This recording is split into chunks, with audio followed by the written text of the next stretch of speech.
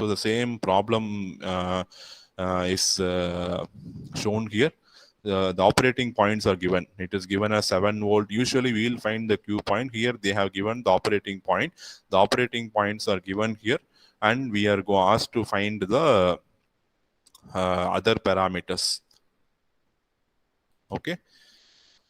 So operating point 7 volt and 1 milliampere, and VCC is given, beta is given. So 7 millivolt is your VCE, 7 volt is your VCE, and 1 milliamp is your IC. So you have to do all the design using these two values.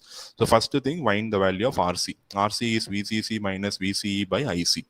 So VCC is given as 12 volt and VCE is given as 7 volt. So you can find the value of RC first, and RC we got the answer as 5K, and IC is 1 milliampere. From that you can find IB. IB is 10 microamperes. Using IB I can find the value of RB. RB is VCC minus VBE minus IC into RC by IB.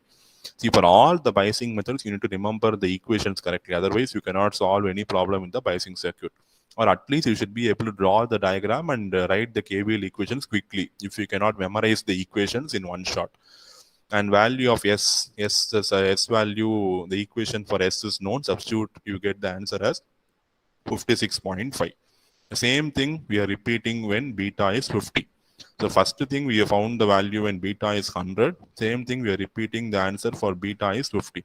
So accordingly, the same thing, find out all the parameters once again using beta equal to 50.